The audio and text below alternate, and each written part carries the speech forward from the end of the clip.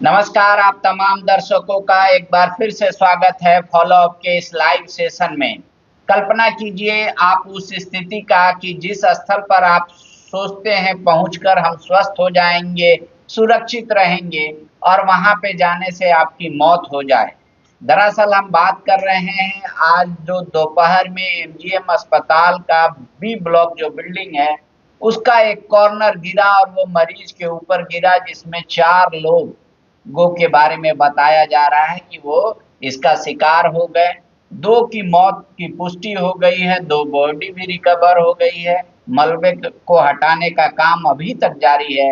एक महिला गंभीर रूप से घायल हो गई है, उनको भी मलबे से निकाल लिया गया है। फिलहाल पूरा प्रशासन का टीम वहां पर लगी हुई है ताकि मलबे को अधिक से अधिक जल्दी से जल्दी हटाया जा सके और कोई हताहत हुआ है या नहीं हुआ है इसका पता किया जा सके।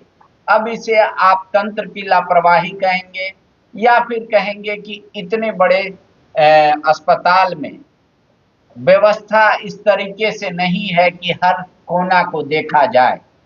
आखिर क्या वजह रही?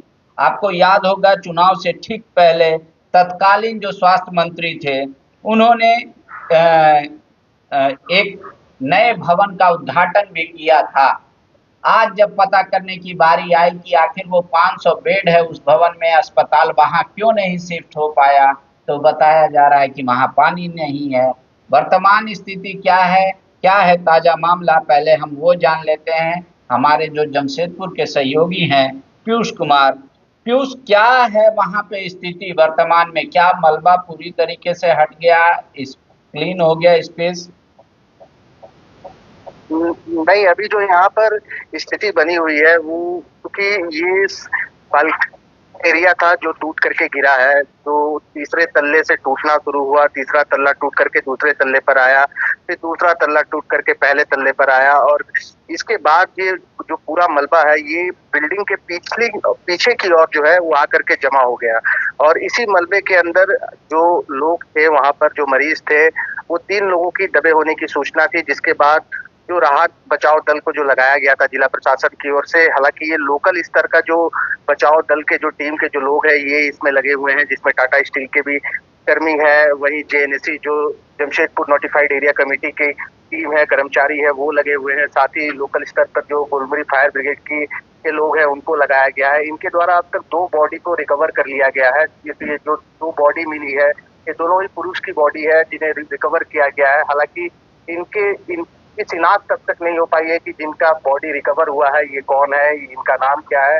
लेकिन जो मिसिंग है, जो जो जो जानकारी है उसके अनुसार मैं आपको बता दूं कि 3 लोगों की मिसिंग होने की सूचना है, जिसमें डेविड जॉनसन, लुकेश और श्रीचंद ये 3 लोग शामिल है, जिसमें से 2 बॉडी को पुलिस ने रिकवर कर दिया है।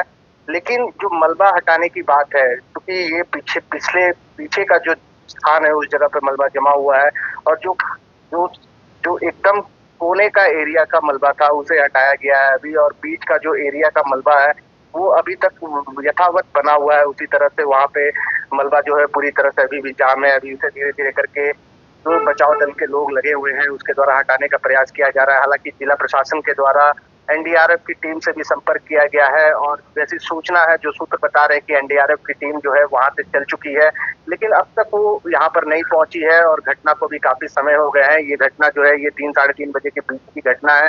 इसके बाद से लगातार यहाँ पर जो बचाव दल के लोग हैं वो लगे हुए हैं, लेकिन इनकी संख्या काफी शुरुआत में तो काफी कम थी। शुरुआत में तो जो क्या संख्या थी केवल फायर एनडीआरएफ ब्रिगेड की की टीम टीम को पहुंची भी थी, उसके बुलाया बाद गया धीरे है धीरे। वहां पर प्रशासन के द्वारा?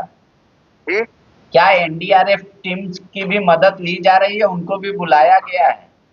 जी बिल्कुल, अब तक जो सूचना है जिला प्रशासन की ओर से जो है एनडीआरएफ की टीम से संपर्क किया गया है और एनडीआरएफ की टीम से मदद मांगी गई है और इसे लेकर के रांची से एनडीआरएफ की टीम के सदस्य जो है वो वहां से जमशेदपुर के लिए निकल चुके हैं, लेकिन अब तक यहाँ पर टीम पहुंची नहीं है। इसे लेकर के अभी भी जो लोग यहाँ पर जो लोकल स्तर के बचाव कार्य में जो लोग जिन कर्मियों को लगाया गया था वे सभी यहाँ पर अभी भी लगातार बचाव कार्य में लगे हुए हैं। इसी दौरान 2 बॉडी को थोड़ा रिकवर किया बिल्डिंग के गया है। बारे में हालांकि बताइए पीयूष कि कैसा था बिल्डिंग? क्या बारिश की वजह से ये जो छज्जा का इलाका था वो ढह गया या फिर बिल्डिंग पूरा जर्जर है उसी में अस्पताल चल रहा है? जी जी जी, मैं आपको बता दूं कि ये भवन जो है ये 1952 से यहाँ पर संचालित है और ये अस्पताल का सबसे पुराना भवन है। ये बी ब्लॉक का एरिया है जो कि 4 मंजिला था और इस 4 मंजिले भवन में सबसे निचले तल पर जो है ये बच्चा वार्ड था और उसके पहले फ्लोर पर गैनिक वार्ड था। वही 2 फ्लोर को, एक थर्ड फ्लोर और फोर्थ फ्लोर का जो हिस्सा था इसे मेडिसिन वार्ड बनाया गया था और तीसरे तल्ले पर मरीज रखे जाते थे, जबकि चौथे तल्ले का एक एरिया पर जो है वो सेमिनार हॉल टाइप का था और वहां पर मेडिसिन के जो जो छात्र थे उनकी क्लासेस चलती थी। और ये पूरा एरिया काफी पुराना था और काफी जर्जर स्थिति में था। अगर अगर आपको हम 1 साल पहले की बात बताएं तो 1 साल पहले चूंकि ये भवन जो है ये पीछे की ओर से धंस रहा था, जिस कारण से अस्पताल प्रबंधन के द्वारा यहाँ पर जो है भवन निर्माण निगम लिमिटेड से संपर्क किया गया था, जिसके बाद से पीछे जो है पहले लोहे का पिलर लगाया गया था, उसके बाद जो है एक टेम्पररी पिलर भी बनाया गया था। और जो घटना हुई है ये उसी पिलर के गिरने से हुई है ऐसा बताया जा रहा है। और जो वहाँ पे प्रत्यक्षदर्शी जो मरीज थे उन्होंने जो आंखों देखी बताई है उसके अनुसार मैं आपको बता दूं कि जब ये पहले, चूंकि ये जो बरामदा का एरिया था, तीसरे तल्ले का जो बरामदा का एरिया था उसे मेडिसिन वार्ड बनाया गया था जहाँ पे लावारिस मरीजों को रखा गया था। और जो सूचना निकल के आई है कुल 15 मरीज वहां पर थे, जिसमें से 7 मरीज बालकोनी जो होता है अस्पताल में आप देखते होंगे कि सरकारी अस्पताल में जो बालकोनी का एरिया होता है वहां पे सीरियल वाइज 7 बेड लगे हुए थे और वहां पे ये 7 मरीजों को रखा गया था। वही 8 मरीज तो कमरे में अभी थे। अभी मुझे याद है जब बन्ना गुप्ता स्वास्थ्य मंत्री थे तो किसी एक बिल्डिंग का उद्घाटन हुआ था हॉस्पिटल बोल के, क्या उसमें इनको शिफ्ट नहीं किया गया या नया बिल्डिंग का उपयोग दूसरे कामों में हो रहा है? जी बाबा, मैं आपको बता दूं कि अस्पताल में जो नए कंस्ट्रक्शन की बात है, एक भवन अभी बनकर तैयार हुआ है, नया भवन है ये। और ये अस्पताल जो है ये जो एमजीएम का जो मुख्य अस्पताल है ये इससे काफी 2 किलोमीटर दूर पर जो एमजीएम निमना का चौक है वहां पे इसका निर्माण हुआ है। और उसका उद्घाटन चुनाव से कुछ समय पहले मुख्यमंत्री हेमंत सोरेन के द्वारा किया गया था। और उसके बाद उस समय स्वास्थ्य मंत्री बन्ना गुप्ता थे और ये उनका गृह जिला भी है, तो इस कारण से पूरा श्रेय बन्ना गुप्ता ने इसका लिया था। लेकिन वो अस्पताल आज तक जो है वहां पर मरीजों को शिफ्ट नहीं किया गया है।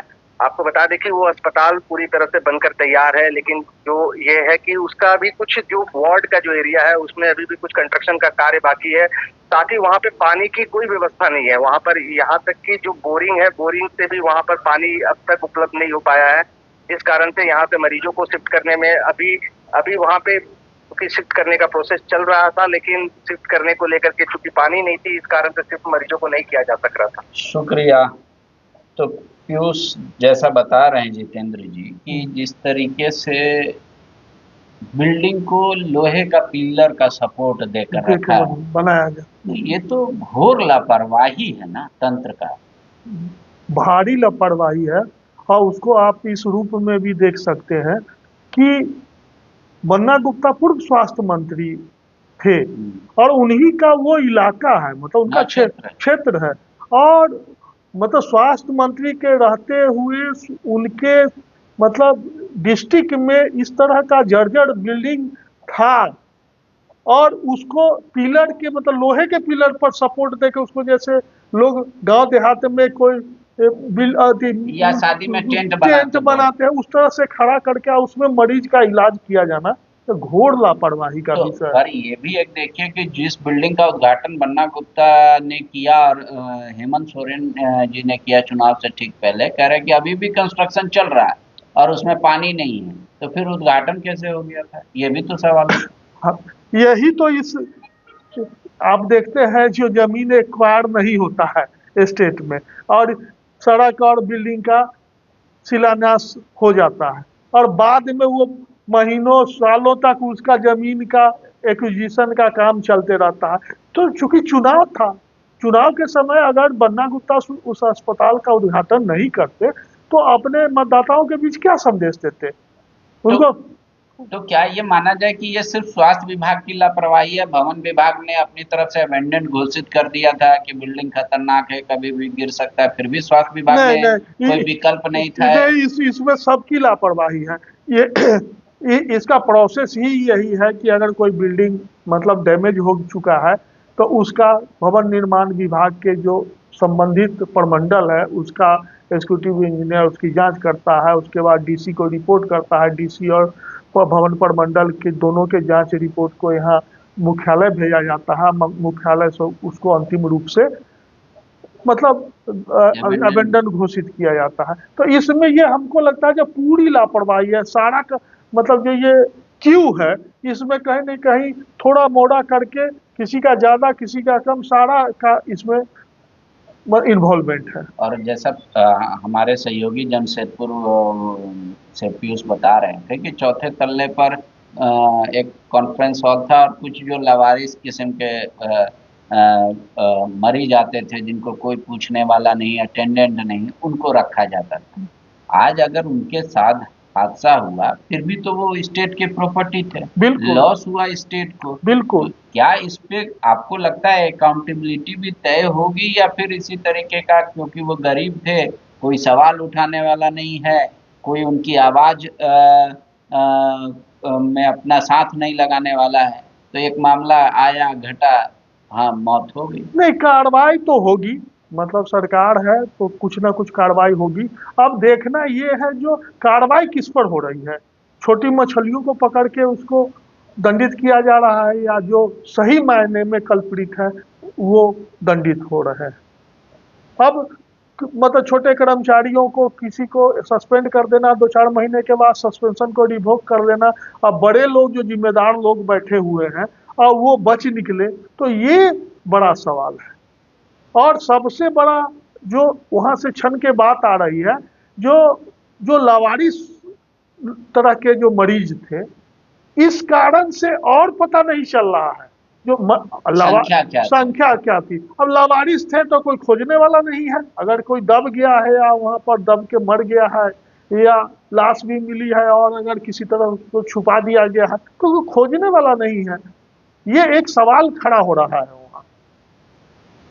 ये तो अब तो लोगों को डर लगेगा कि सरकारी बिल्डिंगें जो बड़ी बड़ी हैं, क्या उसका सरकार के पास अभी तक खाका या डाटा भी नहीं है कि मान लीजिए मेरे पास 1 लाख बिल्डिंग है, उसमें कई बिल्डिंग की स्थिति जर्जर हो गई है, या उसको क्या उसके लिए किया जा रहा है, या ये सिर्फ एमजीएम का ही हाथ था, बाकी सब हमारी बिल्डिंग ठीक है? नहीं, सरकारी बिल्डिंगों की स्थिति तो बहुत खराब है और उसका उदाहरण आप राजधानी में अगर आप देखेंगे तो एचईसी के इलाके में चले जाएं तो एचईसी के जो पुराने मतलब आवासीय जो परिसर है उसके भवन, सरकारी परिसर तो इसलिए चूंकि उसमें ऑफिस चल रहा है और अधिकतर ऑफिस जो है सो राज्य सरकार का है, तो राज्य सरकार के बड़े अधिकारी उस सचिवालयों में डायरेक्टरेट में बैठ रहे हैं, तो वो तो किसी तरह से ठीक ठाक है। लेकिन जो आवासीय बिल्डिंग है उसमें आप चले जाएंगे तो छत में आपको सरिया जो है सो सीधा सीधा दिख रहा है, उस सीमेंट